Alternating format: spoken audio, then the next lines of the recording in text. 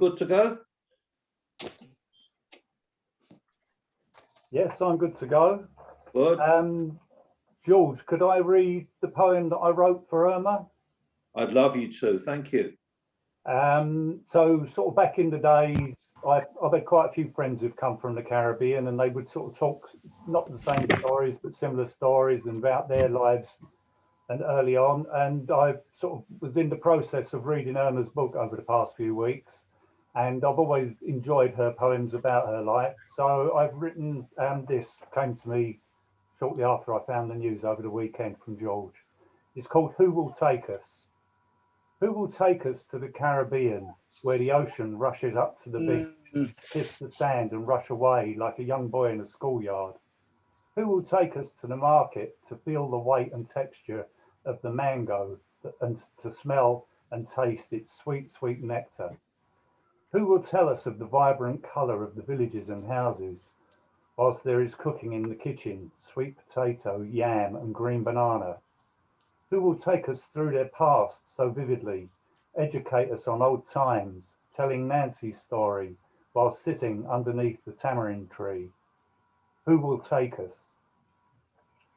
Wow. Thank you. Very good. Very good. Two super Very poems. Lovely tribute as well, Alan. Thank you. Thank you. Have you got another one for us on any? I have. Yeah. This is sort of based on sort of the horrible weathers that we've been having when it's been cold. It's called Murmuration. The promenade and pier devoid of life.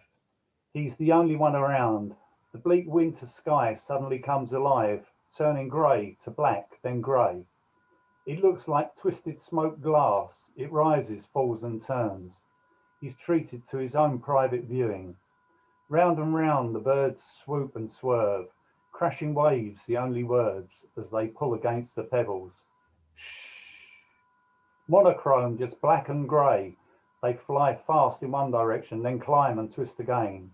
He removes himself, stepping back into a small patch of grass, retreating into the shadows, still watching, sheltering from the wind's icy blast. Thank you. That's lovely. Thanks a lot, Alan. That's lovely poem. Welcome, Ted, Ted, Robin, Jim, Nick, Lorraine. Good evening. Good evening to you, sir. Yeah, we've got a full house now, I think, pretty much. Lovely. But Peter is missing in voice, so I hope he can sort it out soon. No loss, no loss. Now, Ted. Now. What's that like? 40 years of friendship there or something? Absolutely. Yes. Okay. Time it ended. Yes. Can we hear from Ruth, please? Ruth, are you good to go? If everyone could please mute, that'd be good. Thanks. Right. Going to read one called Ironing the Spider, and it's by Sasha Dugdale. Ironing the Spider. My most violent act, once ironing a spider. She had climbed between sheets on the ironing board and was resting in the pastel scent of laundry, a large spider, slightly prim, self-assured. I can't abide violence. I can't even swat a fly. The death of this meaty widow left a creeping stain and a horror in my throat, like the first kill, like the first time you cause another creature's pain. I gagged, only a little and momentarily, unable to regain the balance that had been undone by introducing death to this pink-white refugee, violent, unpleasant death by branding iron. I had since seen her soul all scorched and resentful, her spirit crushed and oozing. I'm reminded then of the railway victims on the Soka station board. It read, "Do you recognise these men?" Part covered by a red flag, maimed by trains as they staggered home, chased silently from behind, a horrid shove, removing the drunken smile from their faces. I knew them all. We were of the same species, not sapiens, perhaps, but Homo for sure. I could have ironed their shirts, their sheets, sat waiting for them, cross-legged on the kitchen floor. Right, and the second one is one by me, and it's about about the River Wandle. The Wandle. Running clear from the downs, the river dashed over gravels, flowed into silent pools where clouds hardly moved. Trout lay sculling beneath its banks. In their gills the stream's rush as they came, then flicked away. In the spate of history, sons gambled away their father's land. The priory became a husk of prayer. Factories were built. The river scummed and filled with waste. No watercress could grow, or Mitcham mint. From Croydon to Wandsworth, the river began to die. One day red from the tanneries, the next a foamy green. When the Wandle was put in trust, it slowly recovered, with tilting weirs, the return of the eels. Children came to the river with pails and watched their classroom trout grow from egg to fingerling. And the volunteers came each month to tug out trolleys, rugs, mopeds, traffic cones, a sign with a mermaid. Right, that's it from me. Wonderful, wonderful poems, Ruth. Fantastic. Well, it sums up such a lot, doesn't it, about the way we live. You know, spiders don't do that kind of harm, though. Yeah. On these people.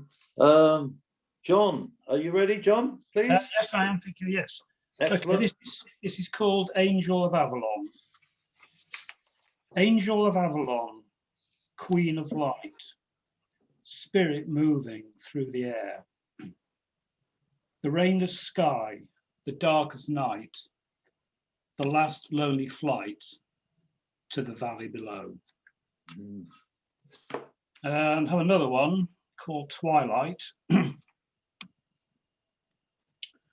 Voices calling, lanterns flicker, whispers from the void, spirit rising, merging with a haze, reaching the border, the lonely frontier, the final gate, the dark chasm of eternal night. That's terrific, John. The phone's ringing here, so I'll just have to kill that off. Jane, can we hear from you while I sort my phone out? Maybe a second.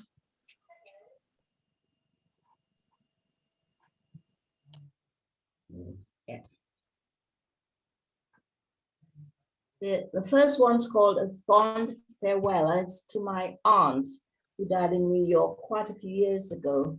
But there are a few bits that would be okay for Irma in a sense. So, A Fond Farewell.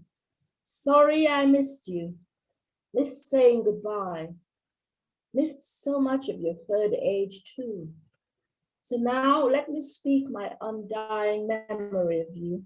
Your laughter, spontaneous and loud, a clap of thunder before a rainstorm, or rolling waves against a pebbled beach, raucous. Your smile, at times radiant and tender as the quiver of hibiscus brushed by morning dew.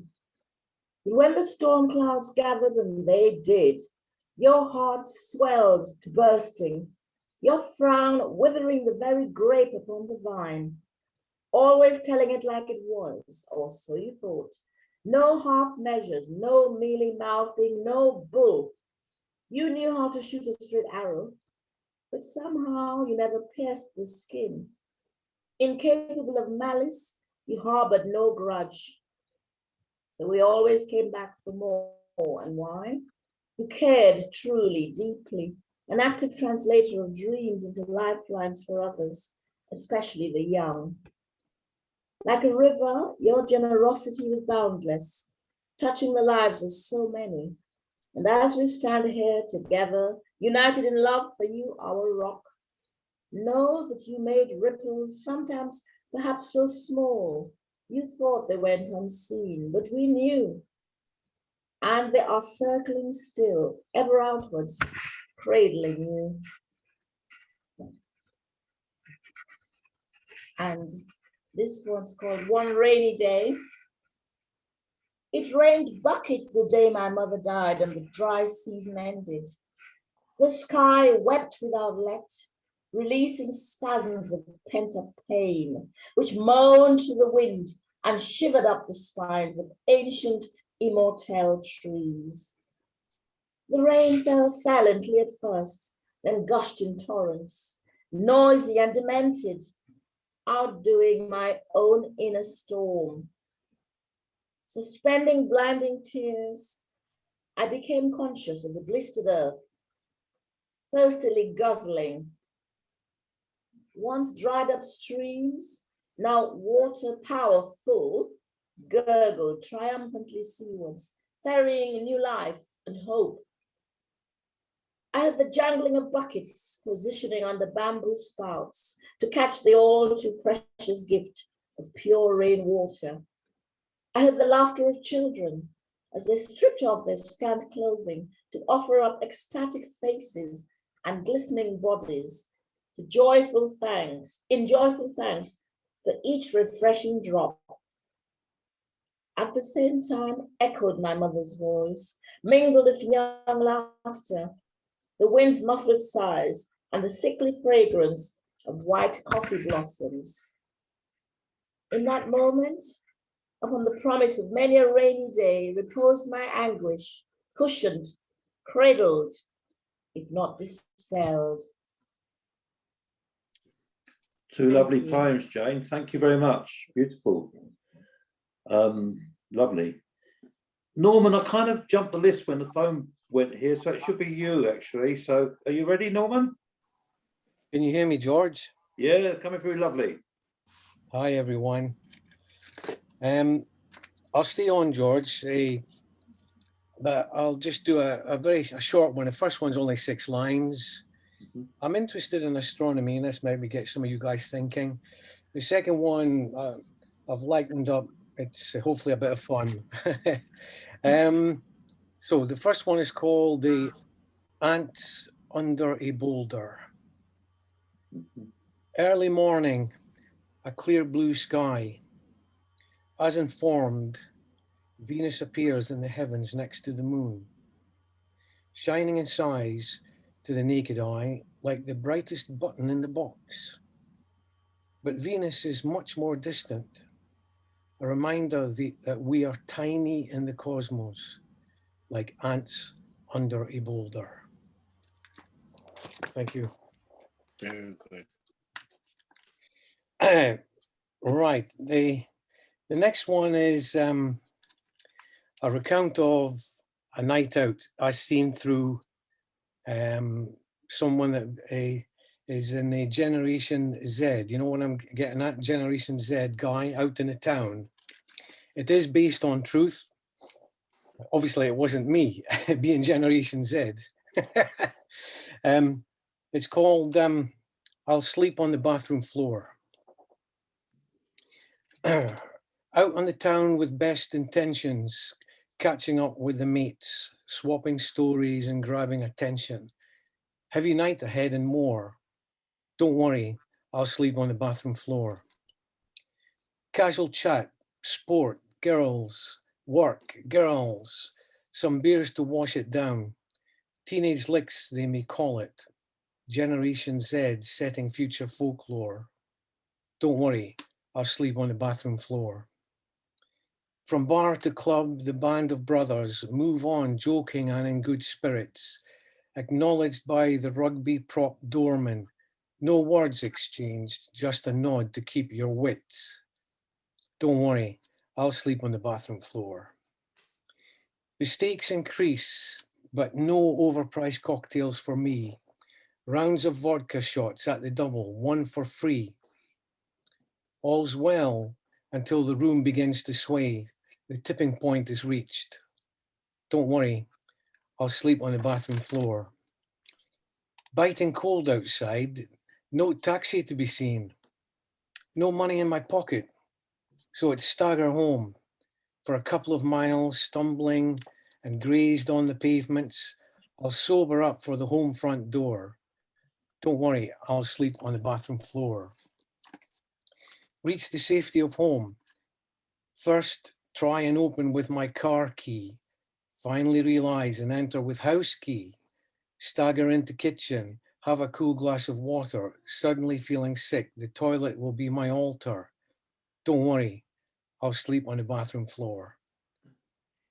Down on the floor, kneeling over the toilet, caressing and reaching for relief. What a night it was. Now I just want to sleep. So I stretch out on the bathroom floor. Well, Norman, I'm glad you're joining us for part 2. That'd be lovely. It's funny, you know, this obsession we have as teenagers with getting legless, isn't it? It's Yeah. it's almost a compulsion. Yes, wonderful. Yeah, you remember that, Terrible. Ted? Very good. Terrible. Can I just welcome Joan Henderson. Joan, give us a shout if you want to read. You'd be very welcome. But if you don't, that's fine. Steve Rushton. Steve, are you good to go? Yeah, thanks, George. Hello, everyone. Right. Good to go. Go, Steve. I'd like to read 2 poems tonight, one before and one after the break. As some of you may know, I've been doing quite a lot of work on the poet Ovid, and there's one thing you can say about him is he influenced a lot of other poets as well as being a great poet. And when writing this long poem, I thought about writing it in a particular rhythm, and I'm a drummer, so I thought let's choose a very distinctive drum rhythm and kind of put it in the background of the poem. So I chose the Bo Diddley beat, and for those of you who are unfamiliar with the Bo Diddley beat, it goes something like this. And for those who know your music history, it goes right back to the son clave beat that came over from Africa and then was developed differently in various Latin American countries. But Bo Diddley is an interesting artist, a great artist, I think, and it's surprising how many other performers used the Bo Diddley beat in songs that you're probably familiar with. And one that comes as quite a shock to a lot of people, everyone knows ABBA's Dancing Queen, but that has a Bo Diddley beat. So I've written this poem, which is really a name check of some of the artists that have used the Bo Diddley beat. And if you listen well, maybe you can find the Bo Diddley beat at the back of this poem as well. So this this poem is called All Do the Bo Diddley. All Do the Bo Diddley. Rolling Stones, the Birds, the Who, the Allman Brothers, Bow Wow Wow. Bruce Springsteen, Primal Scream, U2, Hello, Electric Prunes, the Stooges. Guns N' Roses, Johnny Otis, David Bowie, Elvis Presley. Kiss Pretenders, Buddy Holly, Juicy Lucy, Thomas Dolby. Benny King, The Smiths, Todd Snyder, Steppenwolf, Downliners, Seth. The Edcoats, Pretty Things, Rihanna, ELP, Mac Rebenak. The Go-Go's, Bobby Fuller 4, The Fifth Dimension, Sam Battore. Haley Bonner, Richard Thompson, Freddie Cannon, Ezra Furman. Linda Fields, Magnetic Fields, Neil Young, Delmonas, Belfast Gypsies. Surfing Magazine, Supremes, The Soundtrack of Our Lives, The Yardbirds. ABBA, Talking Heads, Big Bopper, Little Feat, The Funky Boys. George Michael, Elton John, John Lennon, Eric Burden, Shanana. The Cure, Bob Landers, Andrew Sisters, Bobby Gentry, Tori Amos. Leaky Lee, The Mescaleros, Alex Harvey, Brian Eno. Jefferson Airplane, Elvis Costello, Jeeves and Mary Chain, Gloria Jones. Traveling Wilburys, Shirley and Company, Everly Brothers, Velocity Girl. All Do the Bo Diddley. I think maybe suiting that an artist who influenced so many is referenced here. Thank you very much. I was waiting for Robert Plant, Steve. Actually, Very I good. don't think they ever did, unless you know of a Bo Diddley Led Zepp song. Nice one, Steve. Nice one. Yes, I thought that would bring Ted a roar of appreciation from Ted. Yeah, I don't quite know how the Everly Brothers got in on that because they were quite a few years before his popularity. Oh, Bo Diddley. No, Bo Diddley was contemporary.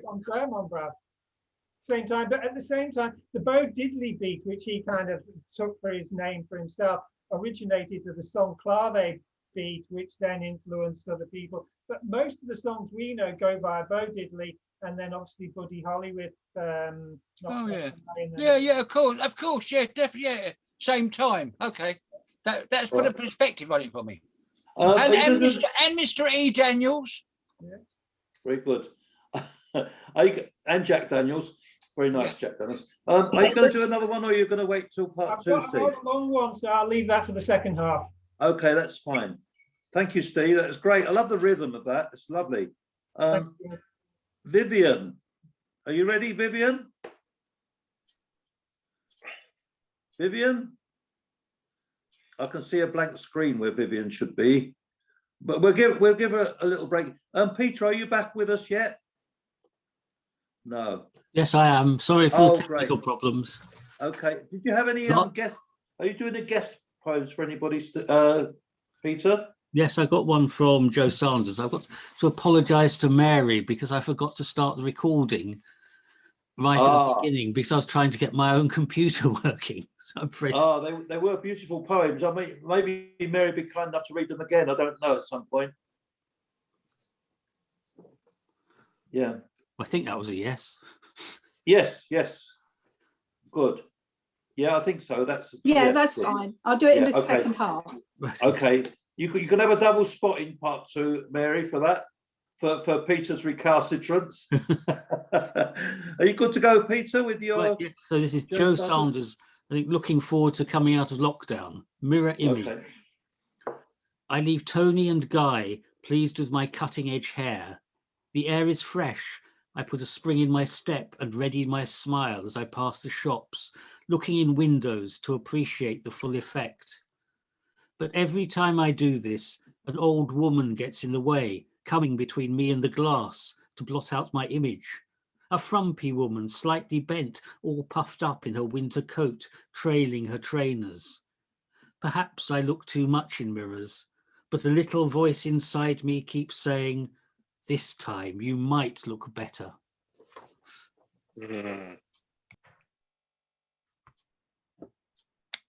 Right, thanks, Peter. Is Vivian with us now? Vivian? Yes, sorry, my internet went. Okay, that's fine. We slotted Peter in while you were No, that's No. fine. There's no, I was just had to log out and log back in again. That's all.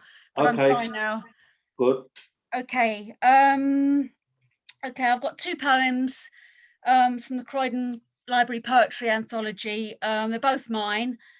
The first one is called Cycle of Footsteps. What are streets for? Streets are where we walk, talk, and do our shopping, where us girls can sit and chat about our lives and loves in coffee shops galore, where retail outlets abound. People swarm like ants, in, out, round corners, through doors and alleyways to places unseen. Benches in pedestrianised areas provide relief from shop-weary feet, and bus stops carrying people home, laden with bags and packages. And when darkness falls and the shops are silent, the street echoes with the day's hubbub. No one here now, except the odd straggler or the homeless shivering in a doorway. Little stirs here until the early morning, restarting the cycle of footsteps for the day. Okay. And the second one I've got is about my cat. I've just called it Phoebe because that's her name. So, okay. I have a cat, a black and white cat. Her fur is smooth and silky, like velvet. She sleeps on my bed, on the chair, in the garden, anywhere really. She's not a lap cat, though she likes to sit close. She'll always tell you when food is running short, sitting at your feet like she does. We get mice, we get birds as presents, not gift wrapped. Not that we even want them, but she doesn't know that. Our cat is a black and white cat, not that she knows that either. That's good. Yeah. Yeah, it's good. Very nice. Two nice poems there. I mean, the first one was Redland of Croydon, wasn't it, really? I can almost Yes. see the images. But it's Yes. lovely. Thank you, Yes. Vivian. Yes. Thank you. Now, someone who always makes me smile is Mohammed. Are you around, Mohammed? Yes, I am. Good evening. Good evening. Right, yes, I'll crack on with the poems I've written for Irma. And so the first one is, What I Remember. What can I remember with eyes closed, trying to mind the past? The girl was the sun, every fiber a strand for joy, delicate steps leading to ever stride. Looking from the clouds, she tells me a story of her weaving through each thoroughfare. Every word is real and never of evanescence. Mist rises, but she's above. The smile of a poet, a breeze in the palms, each frond counteracting oblivion. The emphatic recitations, splash upon splash of word waves. I remember and shall prize. I remember the pulsating love she gave. Amen. That was terrific. Thank you for that, Mohammed. That was terrific. Carry on, please. You're welcome. Thank you. Okay, the next one is her I see and indeed. She said, I see and indeed from the sanctuary. What treasures she must have meant. No potholes, no dents. How far did she go? Perhaps to all eternity. Its sunless edge, where the divers still pledge loyalty to pearls. In a grave she lies, with eyes no one can see. Not herself too. And the surety is there, somewhere, in that soul's inner workings. Very sensitive poems. Thank you, Mohammed. You're Thank you. welcome. Yes, and my third one is that clarity. What brings clarity? Seeing a face of radiance, the clued-in expression, and a stance of readiness that shows the path. In comes sound, the voice of emphasis, ringing until calm. Words descriptive with never a lapse. Thoughts become concrete. I can now do this. She's liking all that. Facts shine like bright sand. Life sways in a pleasant breeze. And the last one is a haiku. Right. Yeah, just as a little haiku. It's called the Smile Haiku. The best smile around is of a deceased, still so alive. Right, thank you. You're welcome. You're welcome. Now we're going to move on to Mr. Juna. Hello, Steve. Good evening. Good evening. This one is about Irma. Irma, you have gone on to a place of rest after your enduring fight with cancer. You blessed us with your nostalgic poems of your homeland. Striking and clear, the words and manner of your delivery took us to another world of our home used to be. You encouraged me realizing that there are many stars in poetry words. I salute George for his humor and presentation of poetry group and for ever reflective. George, your darling, has gone on to another world of peace. I'm sure resounding melody of prose will be there. It is a privilege that I had the opportunity to see this remarkable woman, and in honor, we will continue to display poems of a great criteria. R.I.P. Irma. Thank you, Steve. You have a great honesty when you write your poems, so thank you for that. No problem. You have another one for us at all, or are you? I'll leave it to the next session. Okay, well, thank you for that. That's very nice of you. Sue, are you ready? Yes, good evening, everyone. Hi. Yes, I'm going to do two.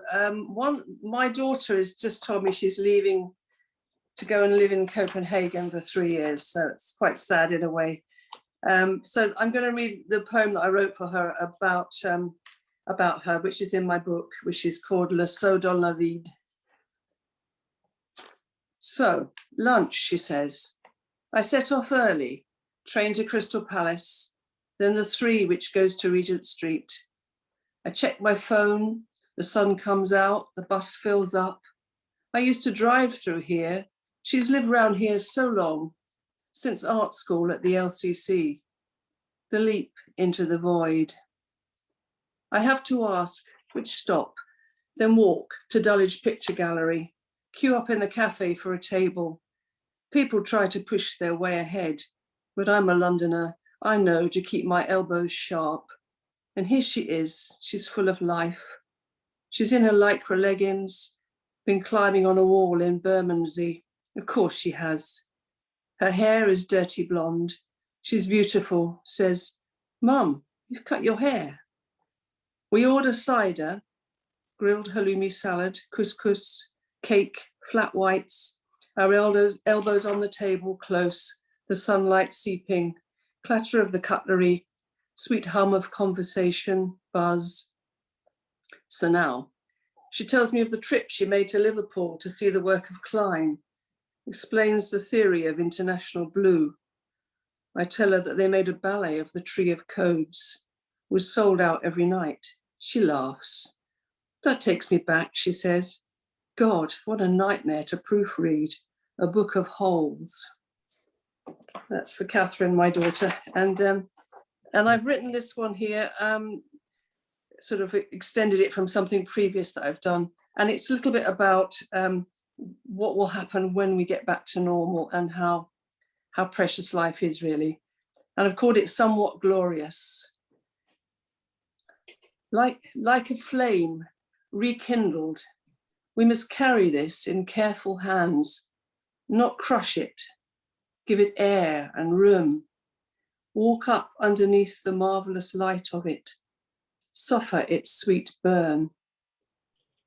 None of us could see this coming, didn't hear its arrow rush, just felt the splinter of it as it worked itself in deep. And all of us were torn and some will not come back. In time, let us resume our somewhat glorious life, our tapestry of shimmer, woven from the snipped off threads. Who has another chance like we do? We must wrap ourselves within its texture, put it on parade, return it undiminished to the earth. How beautiful it is, how fragile. Thank you. Yeah, there's something rather wonderful about when a mother and daughter become two women. That first poem encapsulated that lovely dialogue.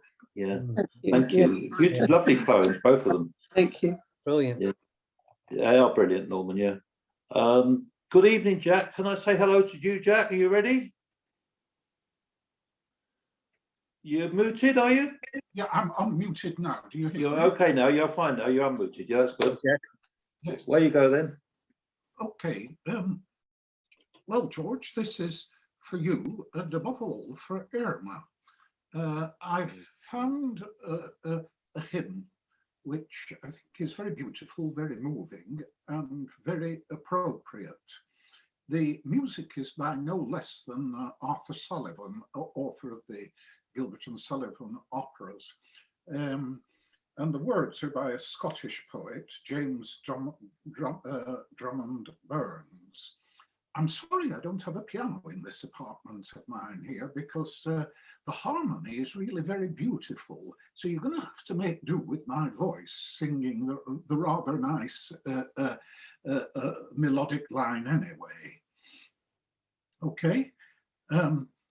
Hushed was the evening hymn, the temple courts were dark, the lamp was burning dim before the sacred ark. when suddenly a voice divine rang through the silence of the shrine. The priest of Israel slept, the old man meek and mild, watching the temple kept the little Levite child.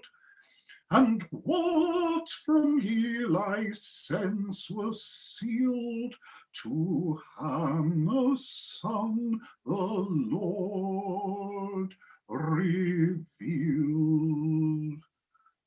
Oh, give me Samuel's heart, a lowly heart that waits, when in thy house thou art, or watches at thy gates. By day and night a heart that still moves at the breathing of thy will. Oh, give me Samuel's ear, the open ear, O Lord, alive and quick to hear each whisper of thy word, like him to answer to thy call and to obey thee first of all. Oh, give me Samuel's mind, a sweet, unmurmuring faith, obedient and resigned to thee in life and death, that I may read with childlike eyes truths that are hidden from the wise. That was wonderful. If I could sing like that a cappella at your age, Jack, I would. Well, I'm almost at your age probably, but you know what I mean. But that's very appropriate as well, because Irma was very fond of that thing about Samuel and hearing God's voice in the temple when he was a child. So it's a good choice. A very good choice. Thank you, and thank you for your, for tackling that one. It's not easy to sing a long song like that, is it? Well, it is for me. Well, not for me. I am a musician. That's what I do. I did. Still do. That's probably your secret. Yes. Right. Do you want something else? We could maybe. I want to extend the middle bit. So, I want to extend the middle bit if we can, because we can have some discussion about Irma and people can just talk. So, could you do part 2, Jack, please? Would that be possible? Surely. Thanks very much. Okay. Lorraine, good evening. Oh, good. Lorraine's here. Right? She is around somewhere. Yes, I've seen that. I am around. Right. I've got two. I'll read a short one first and the other one later. This is. Am I making a terrible noise, or can you hear me? No, your dulcet tones at the moment, Lorraine. So very nice, very dulcet tones. So. Oh, right. Okay. You probably all know that secondary school children are going back in the next few days, and they've got to self-test themselves twice a week. So this is my take on it, as my two oldest grandchildren are going to be doing that. And this is called They Don't Cringe or Whinge. Most secondary school children are adventurous and love anything new. They're often sadistic and bored if they're only fighting a mild case of flu. They want a challenge, and even exploring inside their nostrils will do. They've often been rounded up for dental and eye tests, worms, lice and pigeon toes, and they know now that having to combat COVID-19, anything goes. They'll develop medical aspirations as their nose exploration grows and grows. Kids have a penchant for grisly, monstrously cruel episodes. They don't whinge. In this day and age, years 11 and 12, home testers will never cringe. And more than likely, they could demonstrate how to use a syringe. So that's what I think children do today. I'll read the other one later, the second half. I only did 2. Okay, Lorraine, that sort of sums up children, doesn't it, quite well? Well, it does with my grandchildren. They attempt anything if they can. Yes. Now I'm moving over to my very good friend Jim. Jim, are you good to go? Yeah, I'm almost ready. I've just put the volume up. Sorry. Okay. Yeah, I'll do the same actually. Yeah, it's called Allotment Party in Croydon. It's always great fun, actually. It's a pity we're going to miss it. I hope eventually we'll be able to get back to it and sort of. I hope so. I hope so. Allotment Party in Croydon. The autumn soil is now replete with marrows, swollen like newly fed snakes. Watchful sunflowers bow to the presence and passing of their master's fiery essence. Close at hand, plump seductive gooseberries offer themselves on trellises. Insects mate with frenzy. Tall gates manned by sharp unrusted spikes warn scrumpers of martyrdom scenarios. But we ourselves are benign, slake our thirst for renewal and satiation, engage in the obsessive naming of plants, are well attuned to the process of eros. We read aloud suitably themed poetry, devour cakes, drink red wine, are aware of hidden arachnids, of fish stalking pretty damselflies near man-made ponds. Waiting compost ripens as hunger names itself in acts of shrieking silence.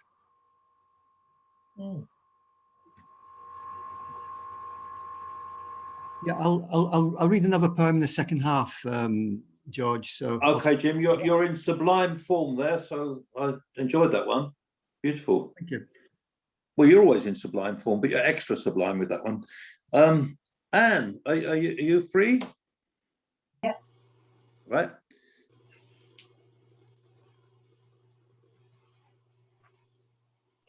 My poem for Irma. Thank you. Your poetry was rooted in real life, colourful, compassionate, full of love, but laced with delicacy, magical. It helped us see the world, but through your eyes. And now you've left us.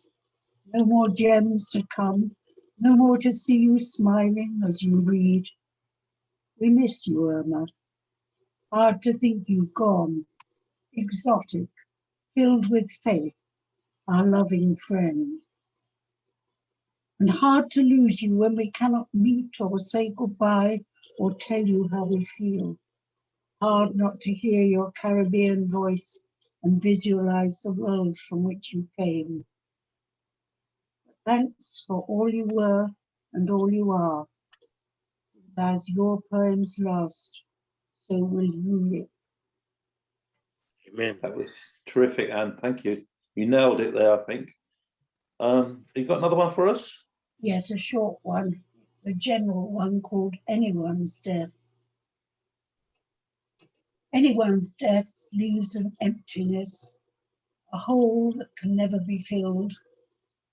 Every life occupies a space peculiar to itself, with its words and decisions singular to itself, without which they'd not have been said or made. Into the emptiness we put memories, photographs, items of interest, but the hole that is left by the death is an absence, a void, a vacancy, and it can never be filled. Well, thoughtful as usual, Anne. Thank you. Robin, are you there? Robin? You're muted.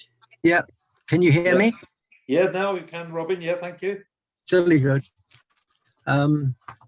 Yeah, I dug this one out of the archives. It's called Kissing on Bicycles. and it's based on something that I observed many, many years ago. Riding side by side along the promenade, intention arcs between them, a glance, a smile, a laugh. Commitment comes. A tension of divided concentration. The bicycles hard, intolerant, demanding, drawing them on, their yearning at right angles to their stated course. Tentative hands stretch to clasp mutual waists. She, smaller, more nervous than he, wavers, withdraws, the instinct for self-preservation conquering her love. He, compelled now by public bravado, insistent, reaching, winning her again. The bicycles drift closer. Handlebars menace and circle across the ever-decreasing gap like Boadicea axles, promising disaster. A lean, a pout, a swift caress of lips, the moment snatched, triumphant, they swerve apart to safety, the statement made. The bicycles bear them on.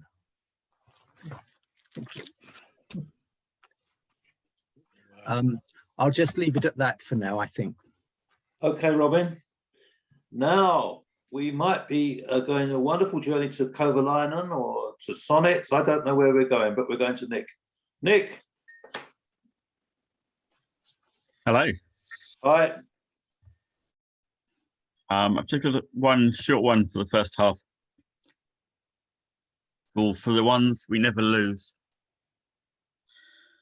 Reflecting on the old year, learning from life's mistakes, growing into next year, which pathways we should take, remembering the absent friends, the ones that always come, on every journey forwards, they march into the sun. They give us warmth, they make us free. They were our acorn, we are their tree. Wow, Nick, that's so profound and beautiful, succinct. Thank you.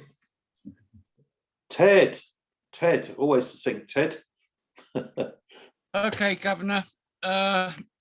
We're going to talk about Irma a bit later, are we? It's right. Yes. Hello. Yes. Yes. Yes. Oh, thanks. Yes. I've got you, George, in the middle of my screen, and you're just stationary. So I wonder what happened.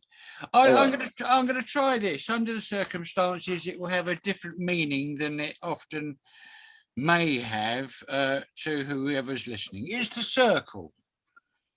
Walk outside the circle, though it looks so plain. Speak into the circle. It has a soft refrain. 1 foot in the circle, last chance to go again. Walk within the circle, avoiding all the pain. Comfort in the circle, so good behind its rein. Warm inside the circle and can't go away again.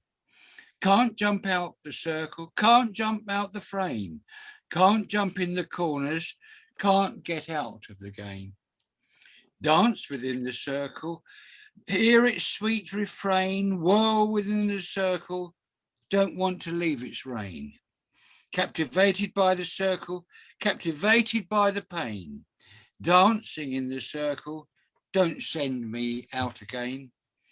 Golden, golden circle, golden, golden pain. Golden, golden dancing, gold and gold refrain. There. Lovely. That's what I wondered whether you'd say that or not, or whether you'd send me home. No, I don't say that. The circle could be us as a group of poets, couldn't it? Our golden circle of words. It's such an open meaning poem, and I just thought it might be appropriate. So it's It was lovely. Okay. lovely. Have you got another one for us? Another one, please? Well, in the second half, I do Tiger Wolf for Irma. Oh, I love Tiger Wolf. Yeah, that'd be She liked fantastic. that. Yeah, she did. She did. Okay. Okay, We'd thank never you, send Ted. you home. Sorry, Ted. We'd never send you home. You're there already. You know, after one of the meetings, I went downstairs, and you'd all left me here. Oh. Cue the violin music. Yeah, Peter, Mark, on the you bus. okay? Very good. Are you ready, Peter? Yep, I'm going to read a poem by Gillian Clark called Miracle on St. David's Day. Nice. It starts off with an epigraph. They flash upon that inward eye, which is the bliss of solitude. The Daffodils by William Wordsworth. An afternoon yellow and open-mouthed with daffodils. The sun treads the path among cedars and enormous oaks. It might be a country house, guests strolling, the rumps of gardeners between nursery shrubs. I am reading poetry to the insane. An old woman interrupting offers as many buckets of coal as I need. A beautiful chestnut hair boy listens, entirely absorbed. A schizophrenic on a good day, they tell me later. In a cage of first March sun, a woman sits not listening, not seeing, not feeling. In her neat clothes, the woman is absent.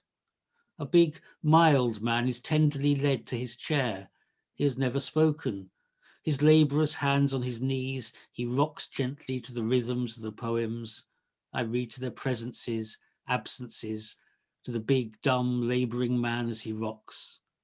He is suddenly standing, silently, huge and mild, but I feel afraid. Like slow movement of spring water or the first bird of the year in the breaking darkness, the labourer's voice recites the daffodils. The nurses are frozen, alert. The patients seem to listen.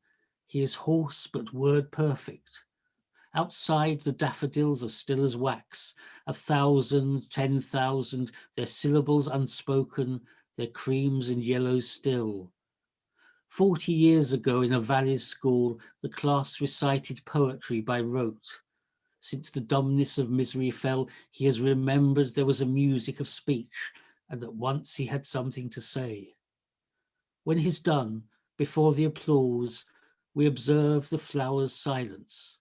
A thrush sings and the daffodils are flame. It's a wonderful poem, isn't it, Peter? I was Wonderful just going to poem. read one of Irma's, her last one in the Aloes and Brown Sugar. Okay. Affirmation. I am the poet. I write with fire that burns creation in my belly. The sperm and idea entwine in dance, and the flame explodes in brilliance, showering jewels on paper. I am woman, I am creator, I am fire. Wow. That sounds like Irma. Right, I'm going to read one of Irma's favourite poets, which is Maya Angelou. This is a beautiful poem. Do you know, I've read a lot of her stuff, but I didn't know this poem existed, and it just knocked me out. It's called When Great Trees Fall. When great trees fall, rocks on distant hills shudder, lions hunker down in tall grasses, and even elephants lumber after safety. When great trees fall in forests, strange things recoil into silence, their senses eroded beyond fear. When great souls die, the air around us becomes light, rare, sterile. We breathe briefly. Our eyes briefly see with a hurtful clarity. Our memory suddenly sharpened, examines, gnaws on kind words unsaid, promised walks never taken. Great souls die, and our reality, bound to them, takes leave of us. Our souls, dependent upon their nurture, now shrink, wizened. Our minds, formed and informed by their radiance, fall away. We are not so much maddened as reduced to the unutterable ignorance of dark, cold caves. And when great souls die, after a period of peace blooms, slowly and always irregularly, Space is filled with a kind of soothing electric vibration. Our senses restored, never to be the same, whispered to us, they existed, they existed, we can be and be better, for they existed. Okay, that's it. Right. So, general chatter time now, folks. So, you can all unmute. George, I'm just going to get the Irma's book because I want to read something in the second half. Oh, that would be lovely, Norman. Thank you. Thanks. So I'm just going to get some fizzy water. Very good. You go and fizz off, Ted. So that's the story, and we were married in '96, and so we go back 32 years in terms of a couple. Yeah. But we're soulmates, we're soulmates, and I'll always carry her with me. So there we are. That's the story. Thank you, George. So, feel free. Yeah. We haven't got the funeral sorted out yet. It's going to be a woodland burial down in Edenbridge, and she'll have a wicker coffin, and she'll sleep under the trees, and we can plant a tree there in the autumn for her. Oh, that's lovely. Oh. Yeah. It's lovely. How are we doing for time? Well, we've still got a few minutes, actually, another 5 minutes before we resume. Sorry, I cut you a bit short, Jack, because I wasn't sure how much time people would want in this middle bit. The one that used to, shut up. No, this is disrespectful. Initially, she was very shy, very quiet, got easily disturbed. And as I saw it, you had to, and actually you did a lot of talking on her behalf. When we had the radio program, we knew that her poems were good, and she was obviously good, but we were quite concerned as to whether she would dry up or whether she would be so soft that no one would hear, or she would just freeze. And I think we had her on twice, and I think on what you came along with her on the first occasion, if I remember rightly. And obviously she came on, she was quiet, and then when it was her turn to read, she sort of turned away from us with the microphone, and she sang like an angel. She grasped the opportunity with all her lungs, all her best poetry, all her presentation, and she performed not in a performance way, but gave heart to the poems that she'd written, and she was genuinely sharing them with everyone. And as I saw her, besides the fact I think Peter was as well, I was absolutely gobsmacked that she could present her stuff with such panache. So gobsmacked. And after that, I think that she must have regained some form of confidence, because she was just, well, I could always hear the poems after that. Yeah, you're quite right, Ted. I mean, initially she was very, she used to mutter, didn't her? Head down, very shy, very inhibited. Yeah. I think she gained confidence through Poets Anonymous, and that was a wonderful thing. Yeah. Yeah. And she deserved to be confident with her poems, because as we all know, they were outstandingly, they were just outstanding poems. Yeah. I think she taught us all, because there was no template for Caribbean poetry in Croydon. No. And I expect Jane will find the same thing. There's no template for it. They both are outstanding as black poets, you know. I agree. Sorry to make you blush, Jane. Yeah. Right. Well, that means I'm going to black up for the next one. Oh no, that's maybe going a bit far, that Ted. That's me out. Yes, that's you out. That's me banned. You've lost your kick it out credentials, Ted. I have, haven't I? You'll have to work hard now. I know Jane, it's so hard for you being away at this time, wasn't it, Jane? Yeah, very. Yeah. But Irma and Jane were very close. They used to you know, sort of talk about the background of their different poems and the similarities. And we Yeah. spoke quite a bit on the phone, which was good. It was true, yeah. But it's the way it just flows from you, Jane, as it did with Irma. And it's just, you go along streets that I don't even know how to go along. Oh, Fantastic. You Yes. you make it look so easy. it's really nice. Thank you. No, it is. I think Right. Irma felt like a Yeah, sorry, soulmate Steve. of a Okay, soulmate. sorry, yeah. Sorry, Steve. You're trying to... Yeah, for me with Irma, you know, the long poems, and especially the long Tanzanian poems, really struck me. You know, that a lot of us could chug along for a minute or two, but when Irma got in stride, it was to me trance-like, and you wonderful. Hold someone there for that length of time in another place, in another kind of world of words and and it was. You know, I was thinking about Irma, and because I've lived in various places, you know, at the same time as going to Friday poetry meetings, and just thinking about the different walks home, whether it be from the Working Men's Club in South Norwood to Crystal Palace or Chichester or something, and just walking or on the train and listening to Irma's poems kind of go round and round in my head. You know, it resonates a lot. Yeah. I mean, she had these wonderful phrases like, I will sleep in your shoes. You know, I live in autumn now. And, you know, that she just plucked them from somewhere. I don't know where. If we do a CD or similar of her poems, I'd love a copy. Yeah. Well, what I'd like to do after Poets Anonymous on the bandstand, when we all get back to, you know, quite normal living, would be to have a tribute afternoon for Irma on the bandstand. And we could read her poems and we could read poems about her and from her. Yeah, I think that would be lovely.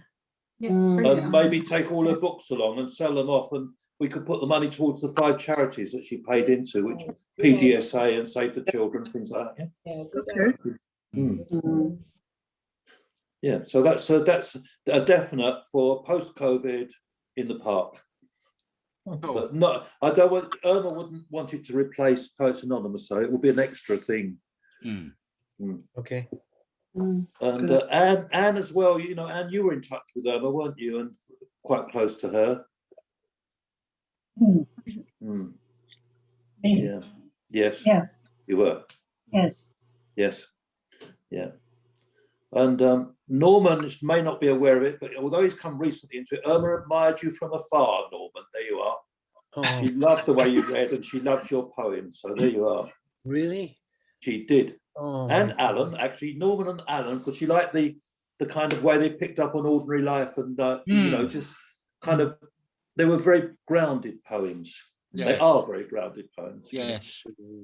Well, I was shocked and saddened when I heard the news, George. I knew you would be. And I read the email, I've got to tell you, several times. It sounds crazy. And then I picked up Inside the Stone, and I particularly liked several of the poems. I'm going to read one to you later today. Yeah, tonight. that'd be lovely. And I just thought that was my way of sort of dealing with it. I was just so shocked because I had no idea, you know, regarding her health. No. And I missed the previous week. The last time, I mean, this was sticks in my mind. 5th of February is the last time you saw me. Well, Yeah. she couldn't do the 19th. She was too weak, and I Oh. made some silly joke that she's finally trusted me to go solo, but really she wasn't strong enough that day to. Oh God! Well, read.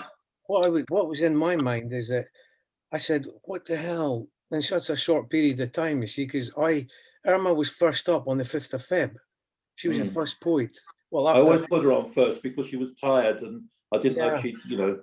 So I used And to of put her on course, first. in my ignorance, she looked okay to me, and then I got the news. So, oh my God! Well, Yeah. it was very rapid. That's a blessing in a way, because although she had that serious illness, the actual decline was a very short period of time. The serious decline was about a week, to be honest. Really? She was making cups of tea prior to that. So that you know, and the 3 things were she had no pain, She died in her own home, which she wanted to do. She said she felt, you know, she felt cared for and peaceful. And she, you know, those things were tremendously important to her, that she didn't have to get carted off to hospital. So, you know, there are blessings for her in this, you know. Important to you too, George. Well, I'm going to work on things, but I've got to say to you guys that I've been, when I say struggling, I found it easy to write prose and short stories, but I don't think that's really what this medium's for. I could read excerpts, but I'm going through a phase of finding it difficult to get close to the standard of you guys on this call in terms of poetry. Yeah, I'm just going through a funny phase right now. Well, stick with what you're doing, because it's lovely, and we're all different. We're all different. We've all been, I mean, in those phases. Honestly, everyone's been in those. I think that everyone would agree. It's just how it is. Yeah. Yeah, I've been there for about 4 years. I'd like to write sonnets like Nick, but I can't. You know, Nick's a fantastic sonnet writer, and I can't write sonnets. But I mean, you know. Nick, you know, Nick's just. I mean, it's like, you know, I say, I mean this in a nice way. Like it's a different level planet, you know. But no, I've got stuff in the oven, but it's half baked. Don't look at it like that, Norman. It's not an educational process where some people are top of the class or got degrees, even if they've got degrees. Yeah, exactly. It's for everyone, and it always has been for everyone. And don't put yourself off by comparing yourself with those who you think are marvelous. Nick their phraseology, nick their rhythms, nick their, you know, get inspired by their ideas, but go down your own road. Irma loved something called Mythmatics that Nick wrote, and she loved that sonnet. Mythmatics was her favourite sonnet of Nick. So there you go. I like the dark one you wrote, Nick, about the suicide in the flat. You know, that's but not many people like that. And the wagtail one I like as well. So but there's a little group, you know, like Robin and Jim and you, Nick, Ted and Pete, Ruth, and that, you know, were quite early on as a group, weren't they? You're all quite early, and Irma's known you for a long time, and she loved you all very much. You know.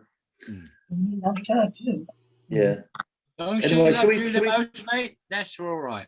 I'm gonna have to just leave briefly and rejoin, because I've got this blooming advert popped up taking up half my screen. Okay, well, I'm going to disappear off now, but it was lovely hearing everyone's idea of what Irma was like and all her poetry and how what a lovely person she was. So I've got some good things to remember about her. So, you know, thank you very much, everybody, for that, because as I said at the beginning, I didn't know very much about her, and it's lovely to hear all the positive comments. Right, I'm back. All right then, so I'm going to shoot off now, but thank you, everybody. Thank you. Right. Thank you. Bye-bye. Bye-bye. Bye. Thank you very much. Bye. Right. Thank you. I'll go too, so I'll see you all next time. Okay, Sue. Take care, Bye. George, take care of yourself, George. Thanks, Sue. Yeah, see you in mid. When's the next one to be? Mid this month, won't it? About 2 weeks' time, roughly. Okay. Yeah. Okay, we all good to go again? Yeah. Okay, we're back on the old treadmill. So, Mary, can we have a double dose from you, because Peter can record you? Yeah, okay. And then after I've reread his poems, I'll have to go. Okay. These I'm just rereading the poems that I read at the beginning, which Irma was working on, most of which are about her childhood. But this first one is based on some verses from Isaiah 3, called Woman. Walk in your beauty, woman, like the women of Jerusalem. The interpretation may be pride, like them. Your look is analysed. An upturned haughtiness is their accusation. Dainty little steps you're taking. All appearance of you flirting. Bracelets jangle as you walk on your arms and your ankles. If this be pride, sisters dear, remember the sisters left behind. Be not proud. Sisters, wear your silk robes and veils with womanly pride. Wear garments most revealing, even a gold ring in your nose, but be not proud. Let no airs and graces make dull other sisters as you walk in your beauty. And this is Slower, Mary. one. Sorry? Bit slower. Oh, sorry. Okay. This is sweet talking. Oh, sorry. No, it isn't. It's called Knitted Together. Sorry. Two persons knitted me into a strange person. I wrapped myself in my own understanding, and the darkness hid me from the outside world. I remember from the age of 2, no one believed me, said it was imagination. I remember the fire, the screams, the colours inside my head. I see the reds, the golds, the oranges. I remember, still no one believes me, says I am an embroiderer of the truth. I am a lurker in the darkness, a looker into the outside world. No one believes what I remember, what I see, what I hear. I wrap up myself into what I see, what I hear, watch people, make interpretations. I remember bullfrogs. I remember a river that flowed behind the house. I remember my hiding place. And I saw all these things and no one could see me. I now hear the river was a gully running from the mountain stream. Montserrat changed in 95, sustained a pyroclastic injury. The Soufriere Hills volcano erupted from the explosion. My brother was born in Plymouth that disappeared in the lava running to the sea, leaving a footprint of the beast. I am 18 months older than my brother. I remember when time outran the baby clinic. I remember the day he lost his first appointment. I remember the feel of disappointment for our mother. I remember Sundays. I remember the neighbour taking me to church. When the Spirit of the Lord enter in, believers fall on the floor, convulsing. I remember the paralysing fear of people talking in tongues, the gyrations, the frightening configurations. A child was just a child in those days. I am released from fear that chained my understanding to the gift of tongues and the power of the Holy Ghost. I have the wisdom of 70 years. I have no wish nor want to run from the laying on of hands. Beautiful. Thank you, Mary. That's lovely. You can read the ones you planned for part 2. I know you kindly did that to get it recorded. If you wish. Well, I've got just one of mine. I'll All read. right. Yes, please. This is a very silly poem. I just thought, wonder if it's reasonable to assume that extraterrestrials will be any more welcoming to strangers than we are. And it's called Refugees from a Third World Planet. We finally made it to Mars. The little green men were not happy. Go home, they said. Go back where you came from. They put up notices. No dogs, no earthlings. Desperately, we pleaded our case. If we go back, we will die. Our planet is wrecked. Environmental catastrophe, overpopulation, endless wars and conflict, persecution of minorities, greed, corruption, inequality, plague and pestilence. It cut no ice. They hardened their little green hearts. Your problem, they said. You fucked it up, you fix it. Yeah. It wasn't us, we wailed. It was the others. We are model citizens. Still no ice was severed. Go home, they repeated. You earthlings are all the same, always trying to lay the blame on someone else. Your sort aren't welcome. We don't need you screwing up our well-ordered society with your ancient feuds and religious intolerance. Read our little green lips. Go home. I bet the leader was called Priti Patel, wasn't she?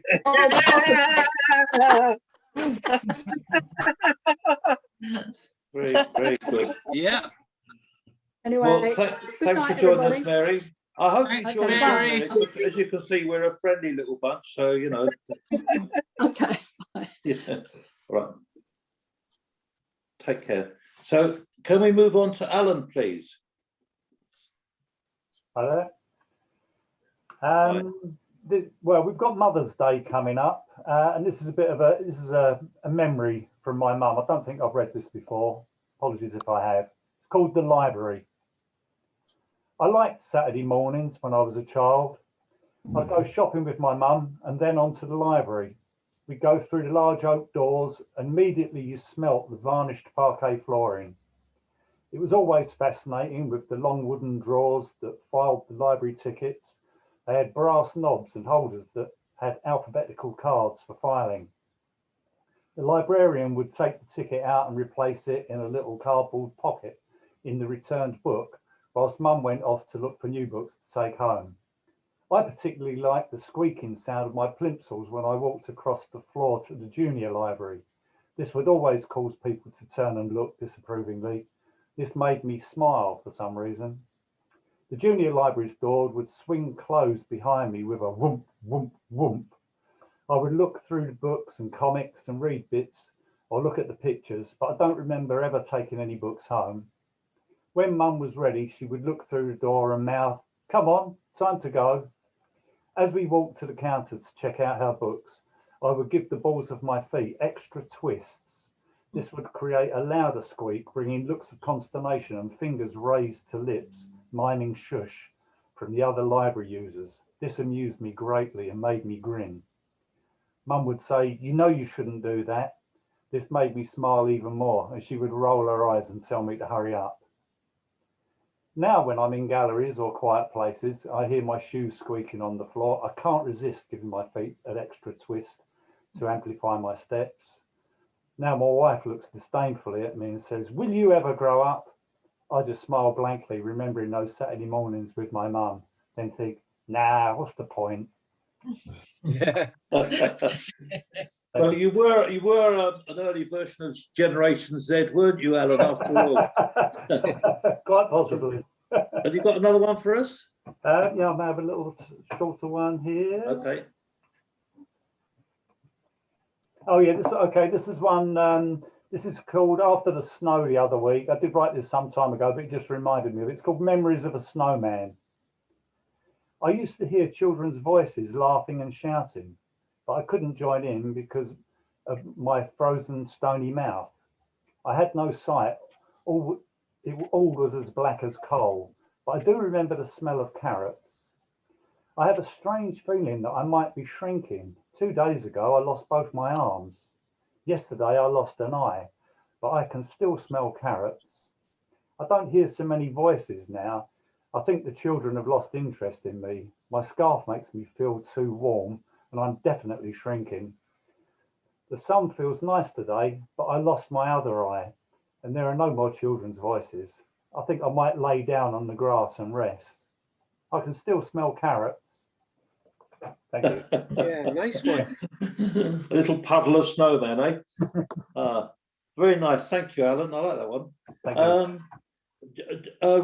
Ruth, have you anything for us, Ruth, please? Yes, well, I must go shortly, but I did write down a little bit about Irma. So Thank I'll you. just read it. I've known Irma for quite a few years now. When I first met her at a Poets Anonymous evening, I remember the thrill of listening to this new, vibrant voice. She had tales to tell, and her poetry and the way that she read it was mesmerizing. I'll never forget the sound of Irma's voice. It lives with me, and I'm glad to own the books she published so I can look back on her work. Her life was lived to the full, with travel, adventure, and reaching out to the people she met on the way. Irma was an extraordinary woman, brave and unafraid, and with a wonderful poet. I'm so glad to have known her. Oh, what can I say, Ruth? That was beautiful. Thank you very much. That's wonderful tribute to Irma, and very true. Thank you. Thanks. Thanks, Miss Golan. Thank you. Thanks for staying on to read that. It's lovely. John, has he gone now? John Sefton's gone. He read The Angel of Avalon. No, he's probably gone now, yeah. I could usually stay for part 2. Norman. Can you hear me, George? Yes, that's fine. Yeah. Yeah. Well, I'll tell you, George, I mean this sincerely. If Irma was on this call tonight, I'll be reading this as one of my favorites from Inside This Stone. And you'll recognize this well. It's called Like a Tree in a Winter Morning, in brackets, for George on your 70th birthday. Still standing as I last saw you in a sun growing pale, leaving with no curtains at my window. I watch winter shaking you, gales passing to snow drizzles, softly, silently, no fuss. And you left standing firm as though age rooted you to wisdom like a grandfather tree. Your bony arms bearing squirrel drays, all wanting your cradling for winter. Bald branches looking up, show me the sky, blue, black sinews in the duskiness of morning, your shoulders snuggle in a cloud white wrap. The winter has exposed you. Stand you bare, taking away clothes of your summer seasons. Yet I see a red cardinal fly into your arms and think of our new grandson just born. I see colors of joy reflecting in your eyes. The snow still drizzling silently, settling into sparkling diamonds, spread like the wedding dress chestnuts at King's College, Cambridge, in summer. Age has brought my mind to a place inside yours to see much through you, share the sky, touch luxuriant greens, oranges, yellows, reds, and yet I still feel silk inside the changing pleats of gold. That's it, George. Thank you, Norman. Beautifully read. And she packed so many references into that poem. It's amazing. Yeah. Yeah. Thank you. That's brilliant. Brilliant. Now, Jane, what have you got for us, Jane? You're muted, Jane. You're muted still. You're still muted. Still muted. Yeah, that's it. Better, isn't it? Yes. Yeah. Yes. I've got a poem called Grandmother's Armchair. In a strange way, those relatives of mine remind me of Irma. It's not direct, but a lot of the thoughts are coming. So Grandmother's Armchair. So this is it then, chair, the end, where we part company, you and I. True, you squint and dribble piteously. A poor lame has been, maimed from the brunt of a lifetime's sitting, a home to bugs and fleas. Yet, my Aladdin's lamp, no replacement ever. For only you can whisk me back years, overseas, across miles, to a place where nights were star-spangled and warm, a puppy at my grandmother's feet, curled up at the foot of her chair while she rocked, waiting for stories to roll off her tongue like infant waves upon a pebbled beach. Tireless, hypnotic. Now you, old chair, her final keepsake, have done your time and I must let you go, but not to a rubbish dump. Instead, I'll pile your mangled frame sky high upon this funeral pyre, whose rapid flames shall, while consuming, release your spirit and hers into the stratosphere, as dormant echoes that spring to life whenever someone treads, be it ever so lightly, upon her memory.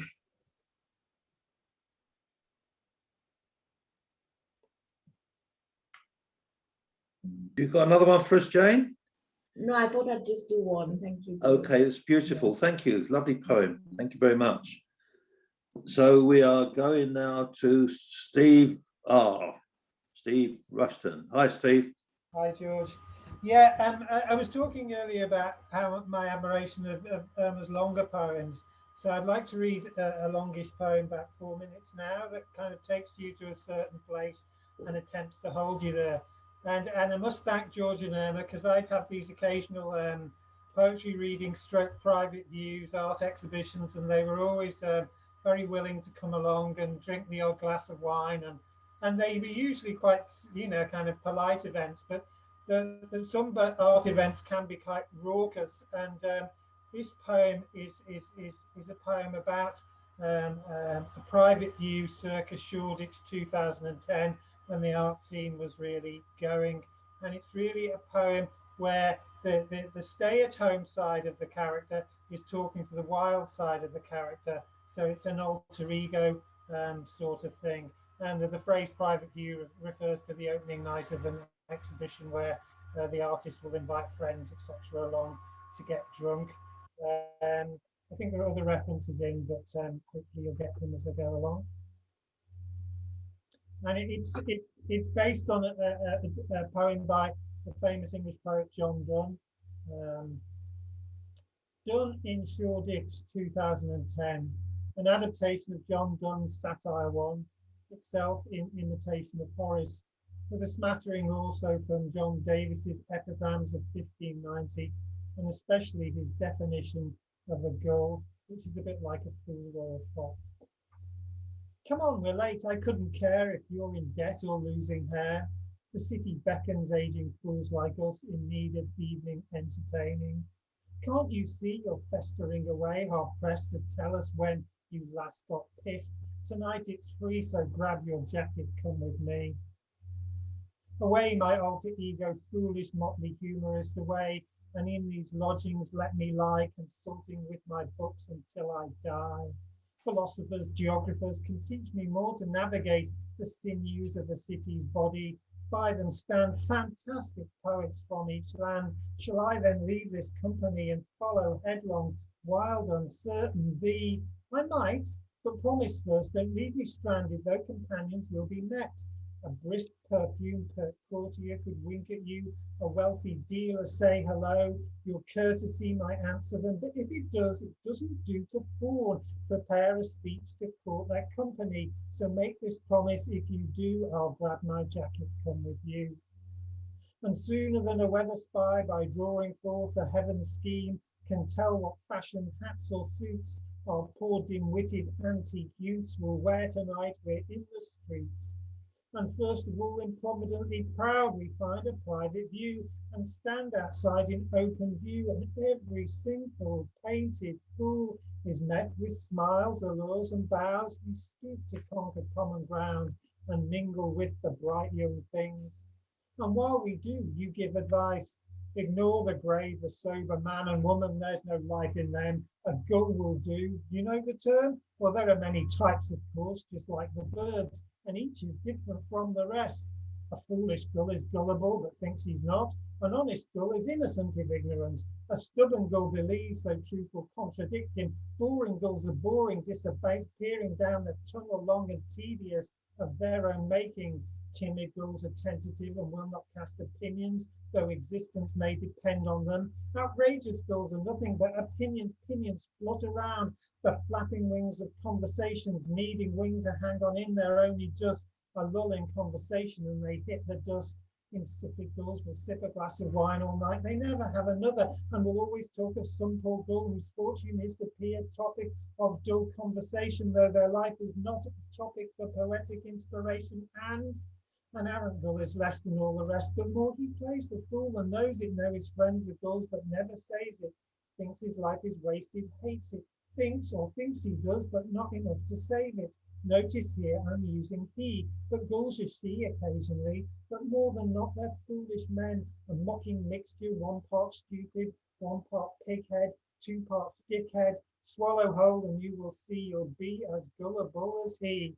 As I was saying, pardon me, if he or she, they perhaps, dependent on their preferences, identify the current king of artery or queen, they'll be the perfect company. You see, parading so exquisitely, that gullish man, he thinks he's God, he's just another hanger-on. Observe the one without the frills, new talent never needs adornment. Calm yourself, it doesn't do to show enthusiasm in the city setting, you'll agree, one mustn't gush in company. We watched as one who did excel, the others drinking art so well, accosted us with tittle-tattle artward style for 50 long and boring seconds. Come, let's go. You may not loathe this gull, I do, ignoringly. You see across the road a multicolored peacock overtake the cloud. It's him, a king that was but yesterday. You care? Of course, I loved him once. He was reputed far and wide. A wonderful advancing tide of artery was on his side. I understand. He seems to me the perfect metropolitan. I disagree. He's past his best. The city never was his suit. And now the tide has turned, you spy some other girl parading by the traffic lights. Come on, we did. And partied, quarreled, fought and lost. Was shown the door, came back alone with hanging head, retiring to their solitary bed. Thank you. Right, thank you, Steve. You not only took us to the audience, you took us inside the minds of the connoisseurs. Wonderful. Wonderful. Great. Yeah, amazing. Not a lot of poets dance to their own poems. On the screen, you were swaying around wonderfully. Yeah, he's picked up the Irma bug there, hasn't he? So, Mohammed, how you doing? Can I just say, Thank you. How are you? Sorry, hang on, Kathy. Sorry. I'm going to slide away now. Thank you very much. Well, thanks for listening in. And I'd love to keep on being part of the group. Yeah, lovely. Thank you. Take care, Kathy. Bye. Bye. Mohammed, sorry, I interrupted you, Mohammed. No problem. No problem.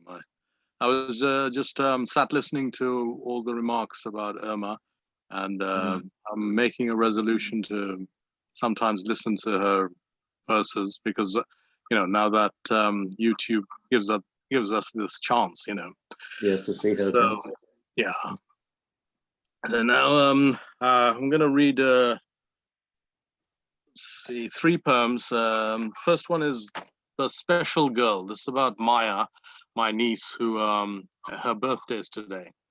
Oh. Maya is special. She wields her phone and makes her calls, not one to moan. Maya loves travel, right to her bones. She's a Miss Marvel, the way she shone. Maya loves the law after studying lots. Her long straw she draws. She's the lucky sort. Maya loves fun and games till it's time for bed. And she'll surely be game, even if the days play dead.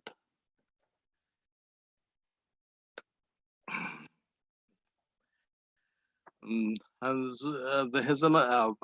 finish off with a revisitation to the Irma theme. Basically, I've got because I wrote this just a little while ago, after keeping in mind that she died of cancer. Basically, shadow of cancer. The shadow of cancer is darkening these paths. To shoo it away, the proper prayers are said. Lips word the incantations to make way for its departure. Signs of its leaving shall smoke message in that new sky of the year. Every dream will showcase the instruments through which that devil cancer is put down. Now the waiting for that continues as clouds harbor a deafening thunder. There is a going of lights and an abyss to stare into.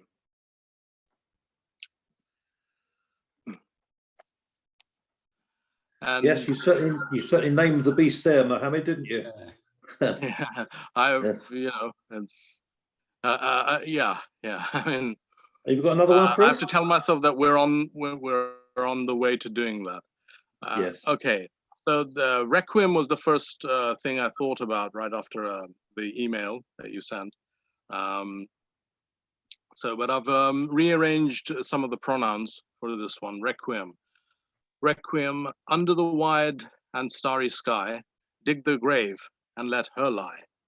Glad did she live and gladly die, and she laid her down with a will. This be the verse you grave for she. Here she lies where she longed to be. Home is the sailor home from sea, and the hunter home from the hill. Thank you. Thank you, Mohammed.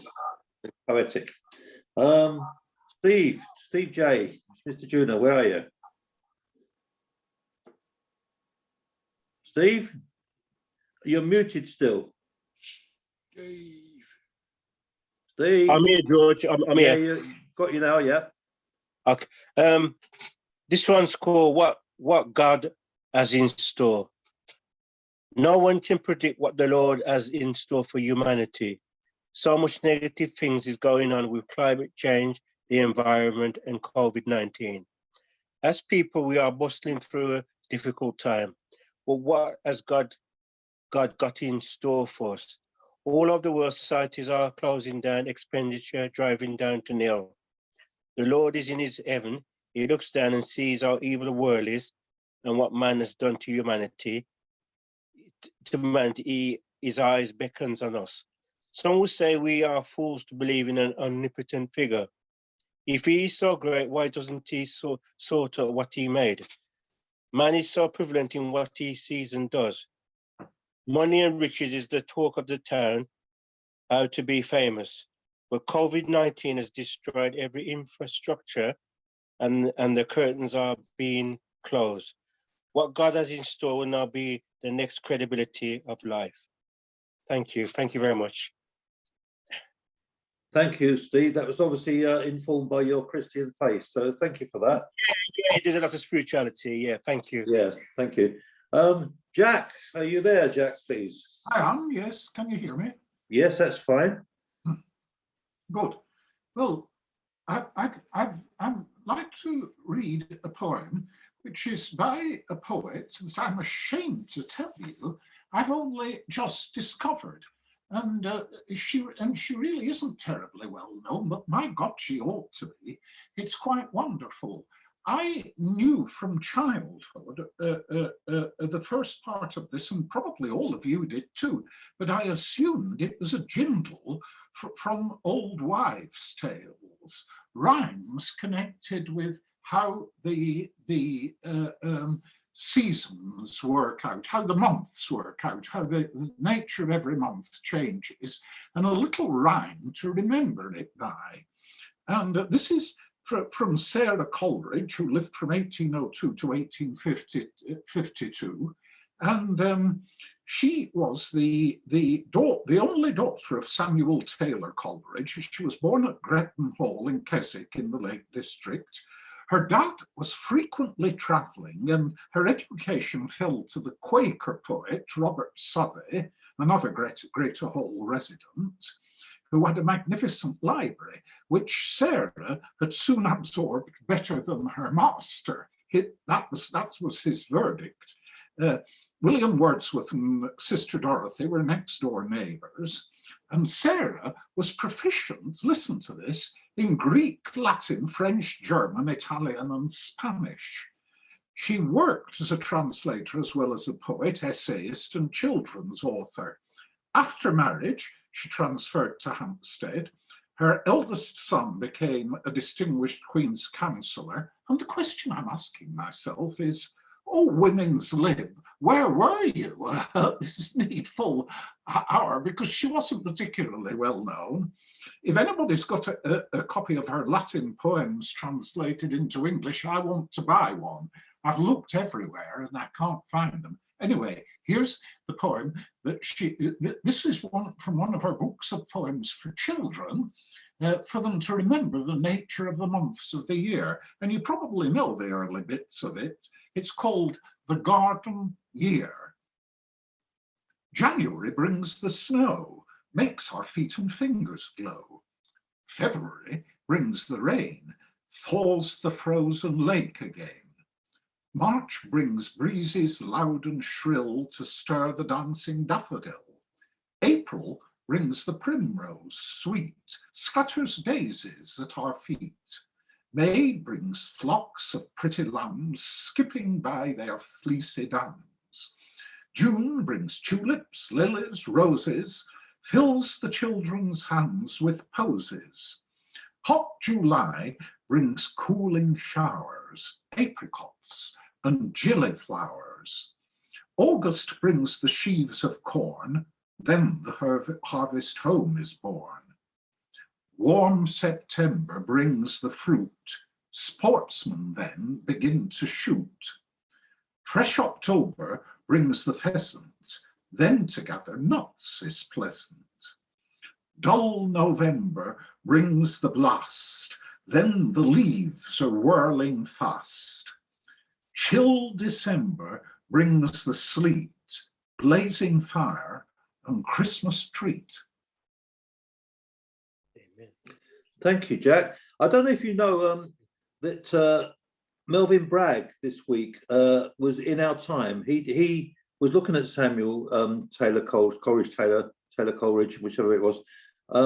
You know, it's a very interesting little program about his life and mainly about the Ancient Mariner. But anyway, sorry. Have you got any more for us, Jack? Yes.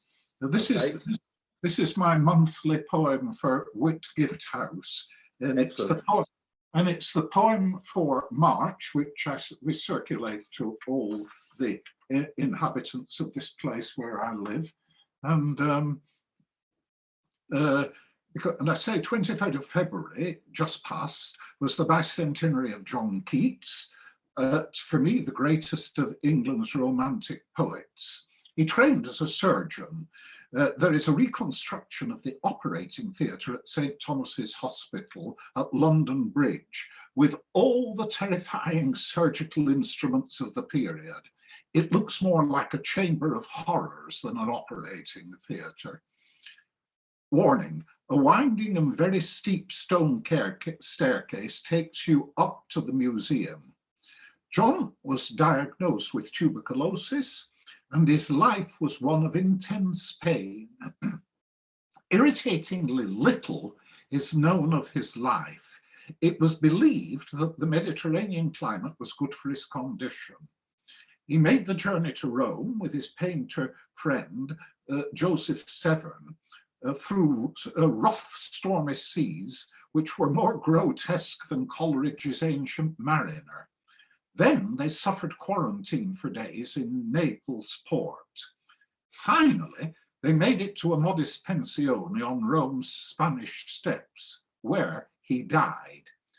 He was 25. The pensione is now a museum. He is buried at Rome's Protestant cemetery. All his poetry is shot through with pain and beauty too. As he says at the end of his Ode on a Grecian Urn, beauty is truth, truth beauty. That is all ye know on earth and all ye need to know. And here is a short, lovely poem of his, Meg Merrilies. Old Meg, she was a gypsy and lived upon the moors. Her bed, it was the brown heath turf. Her house was out of doors. Her apples were swart blackberries, her currants pods of broom. Her wine was dew of the wild white rose, her book a churchyard tomb.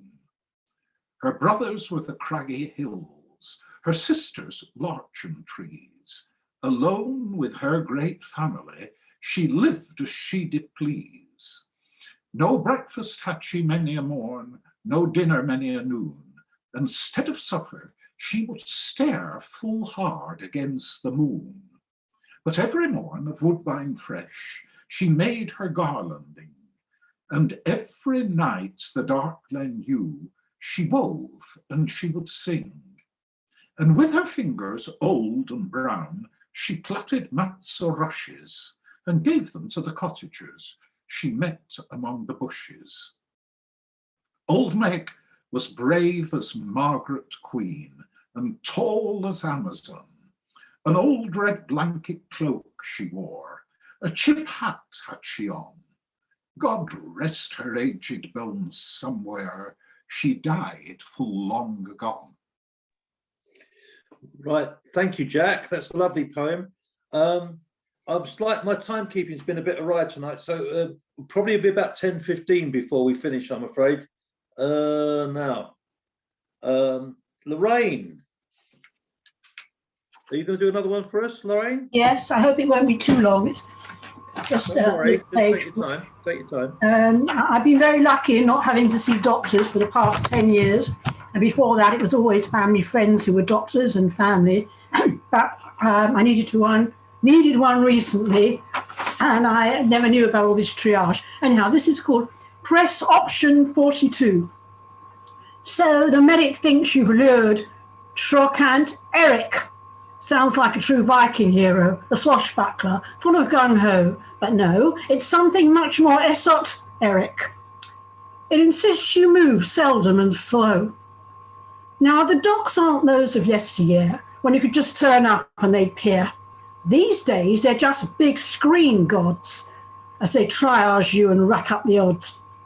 They don't mind if you send them a selfie or a whole page of old poly photos. As long as you keep clear of the surgery, for these screen cars, anything goes. Stay alert and watch out for the next stage. Make sure which digit you should press. Plenty of unusual choices are offered in this option age, where no one at all has to dress up just to arrive and undress. So listen hard to each and every issue. Burns, stabs and stings are number 3. Rashes, itches and aches are 42. And be ready to key in where these blights might be. The best option of all is to fast-track learn how to video yourself day by day. Certified as for adults only, the audience will yearn to clap, shout bravo, enjoy, play and replay. So I suppose that's what the doctors do. They look at your pictures, your videos, and then they send you off somewhere else somewhere. But it's okay as far as I'm concerned at the moment. And that's what's Only you could get a rhyme out of esoteric.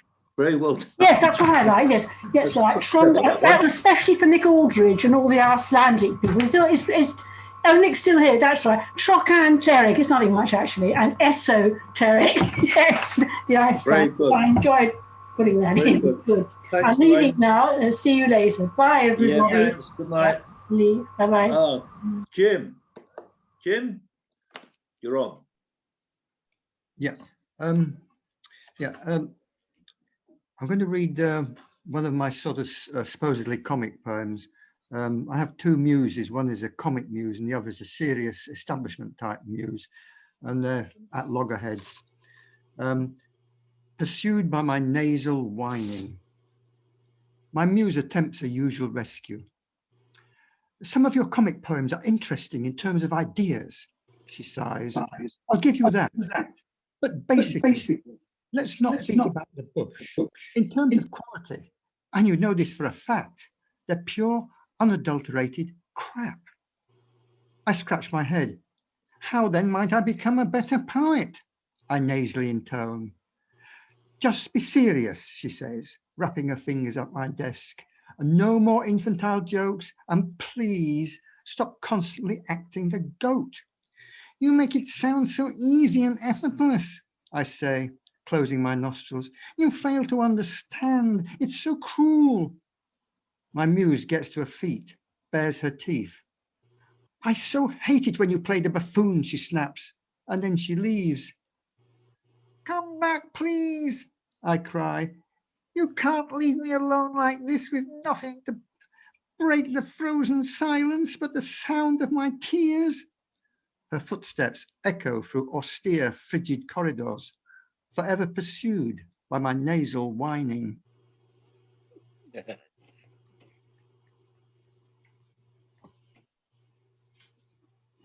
Do we get around 2, Jim, or is that it? I can give you another one if you want. Yeah, more like that. That's fantastic. Yeah, it's one of these. It's called Collector of Dead Souls. Yesterday, I was accosted in the underground. A young man held a knife to my throat.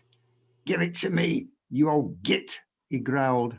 I swallowed as a blade pressed against my Adam's apple. My mobile? Fuck your mobile.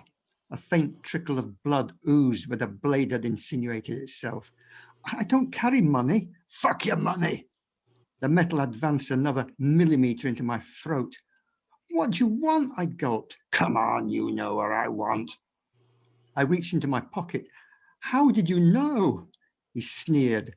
The soft, dreamy look in your eyes. I can spot your sort a mile off. I felt naked and helpless like a child. My legs shook as I handed it over. Yes, he screamed. His knee jackknifed into my balls. Pain seared through my torso. I sank to the concrete and vomited as he fled into the darkness, clutching at one of my best unpublished poems. Oh, the swine. The swine. How dare he? Oh, dear. Wonderful, Jim. Wonderful. Yeah. Well, he probably cherishes them as much as we cherish your poetry. So there you go. Thank you. Now, where are we up to? Anne. It's me. Anne. Hi, Anne. One short poem and one very short poem. Comfort zone. When you move outside the comfort zone, never forget the silken thread to lead you home from the labyrinth. It may be exciting to leave the comfort zone, but if you don't have your thread with you and can't find the comfort zone again, it's not so much exciting as frightening. Very, very small poem. I wouldn't blame God if he emulated Zeus, seized a mighty thunderbolt and wiped the earth out. Such a mess we've made of it.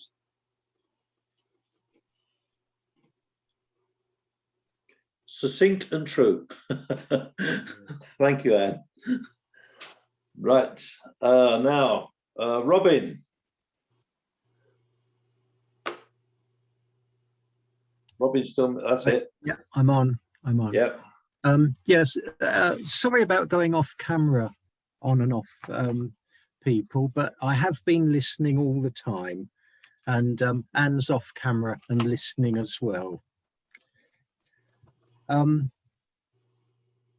Okay, this one's called Pier.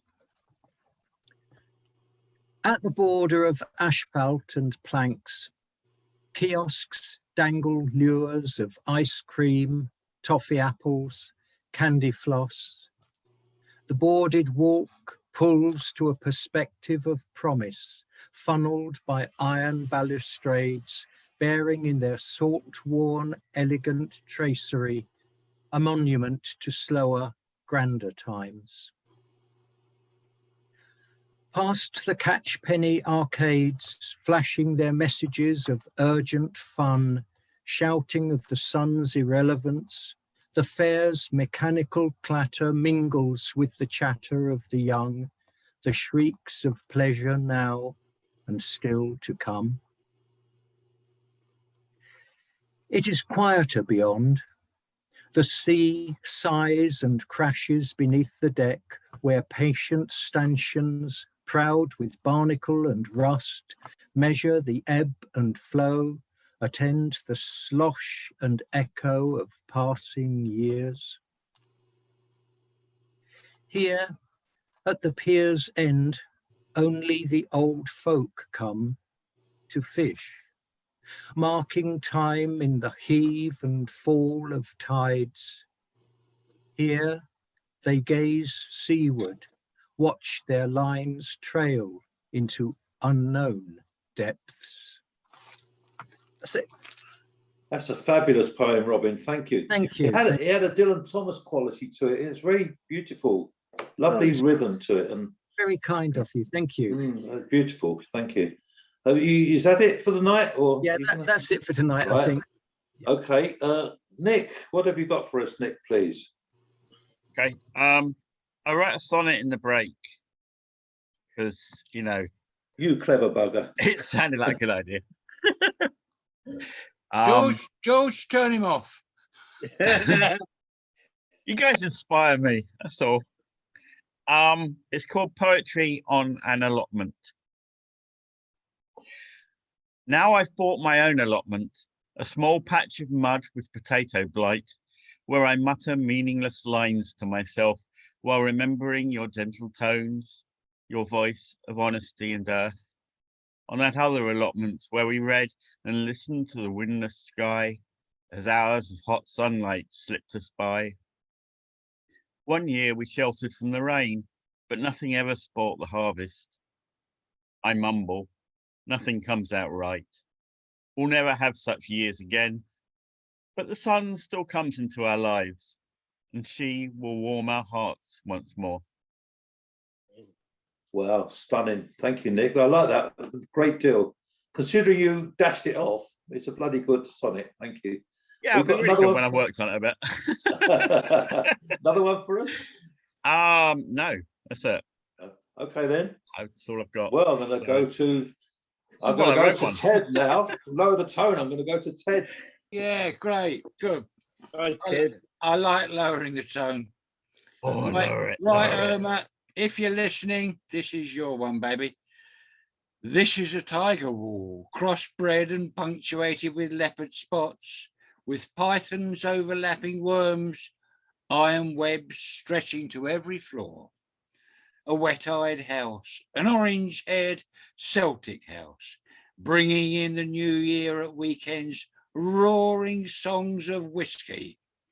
This is a Bob Marley Rastafarian music house, drifting Caribbean rhythm smoke through every pore.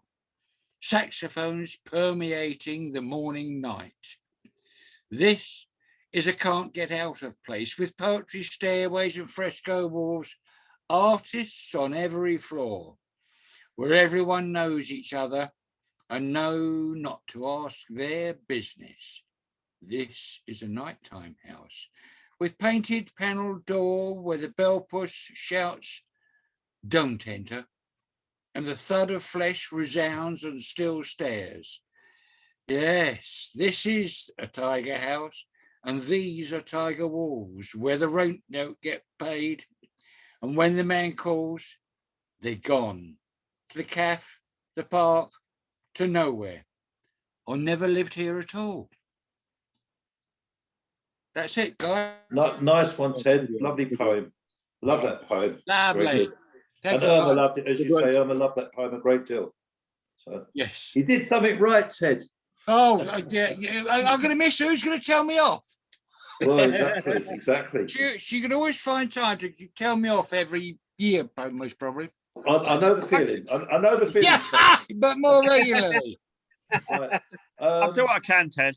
Yeah. So, how many more we got to go? just me and Peter. Peter. and I. Okay, I won't go then. I shall wait. Okay. Thank you. Well, I'll just read one poem by Gillian Clark. It's a March poem, The Honey Man. The tin trunk rusts in a red pool with its cargo of old frames, crumbling honeycomb dark with pollens and a dried glisten of wings from dead summers. By the gate, 6 feet from the car, the abandoned hive the wild swarm took over last year, that we meant to move in winter as they slept before the March sun woke them. From the car, we watch behind glass. He comes through the dusk in his spacesuit and veil, charming the bees with smoke from the swung censer. He lifts off the roof and is jeweled with bees. The air strums with a million stings as they settle on the glass eye to eye with the children. At moonrise, before bed, they take turn to press their ears against the hive, to breathe in the honey and hear a million cooling wings beat like a city in a box.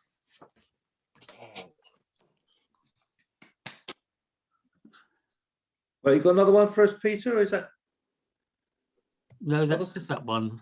okay? Well, that's a lovely St David's Day tribute. Right, this is a poem I wrote that I dare not read to Irma, but it was a poem I wrote about a month ago, and it's called Counting the Ways. Too many questions in my mind. How long, how well, how hurting? Do we trust what the doctors say? Can we remain to the last day? Know that I won't be deserting. To you, I cannot be unkind. In bad times, I count good times. Rest my mind in memories when we walked tall, fit and young, with our sweet songs so sweetly sung, courtships in cars among the trees, in our whispered rhythms and rhymes. Those old times of uncertainty for what fears our future held, not knowing if some great race war would cut us to the very core, to see our plans like high trees felled, yet we together did not flee. Now we're held in pain's cruel clutch. I see you daily fighting back, doing the small things, keeping normal, face the neighbours, bright, informal. They won't see the mass attack. Use my strength, I'll be your crutch. So we'll take each step in step. Last tango all round Wandle Park. What happens next is not surprising.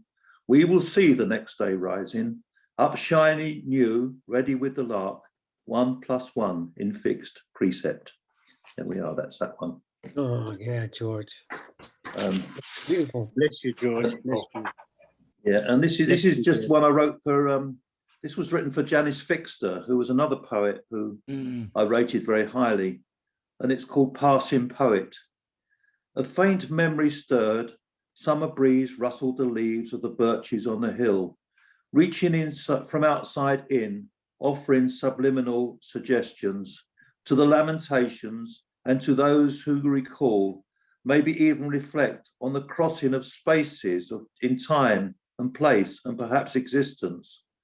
Like a gathering thread to those of all faith and none, memories of words reach out, a paean to hope and simplicity, living in the arrival of early swifts and in the rain, in the darkness, falling on hospital windows, taking us from there to here, from all that pain can mean to new light suffused through traceries of stained glass. Such is the power of the poet, to silence those who would say of all your words, but I didn't want to know. There you go. Well done. Sometimes if you offer to read a poem to someone, they'll think you're offering them a glass of poison, won't they? But you know, I can't understand that. It's been lovely to be among friends, and you know, I think poets are my favourite friends, so it's been a wonderful evening. Thank you. Nice, aren't they? Thank you, George. Nice. Well done, George. Thank you, George. Thank you. Have a blessed evening, George. Have a blessed evening. Thanks, Norman. You take care, everybody. And bye, George. I think I'll particularly enjoy looking back on this one, this recording on YouTube. You know, it's a special night. Thank you. Yeah. Thank you. Okay, Lovely so when we to know meet, you, George. Lovely to know Irma. yeah, when we meeting again, Peter? 19th, 2 weeks' time.